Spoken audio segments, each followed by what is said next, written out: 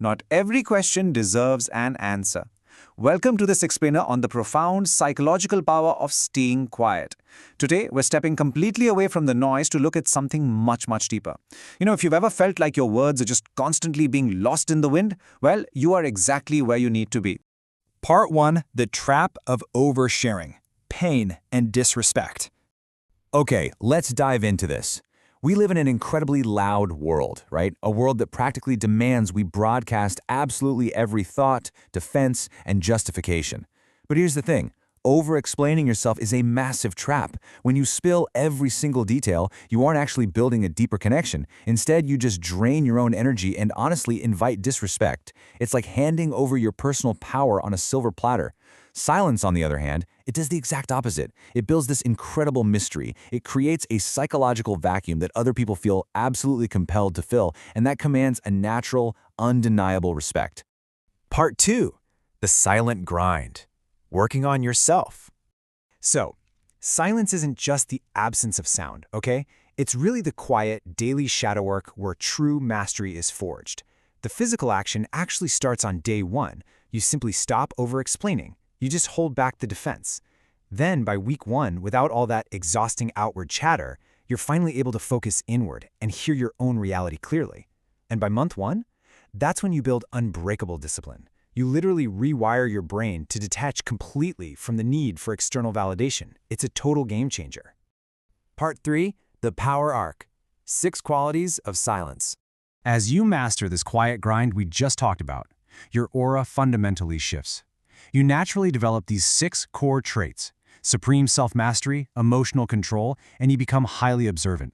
You also gain psychological leverage, unbreakable discipline, and that natural ability to command respect without ever having to demand attention. Let's actually take a closer look at the bedrock of these traits. It all starts right here, with self-mastery.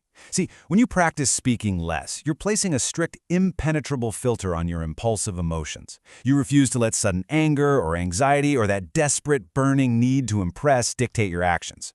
Without this level of control, well, you're really just a leaf blown around by the storm of other people's opinions. And our source material points out that this is absolutely crucial for achieving a higher state of overall well-being. Now, what's really interesting about this slide is psychological leverage. While everyone else out there is busy talking, oversharing, and basically revealing their whole hand, the silent person is just observing. They're gathering critical data. They spot the hidden dynamics and pick out the manipulators in the room almost instantly. They maintain total control simply by giving absolutely nothing away. It's a brilliant psychological trick.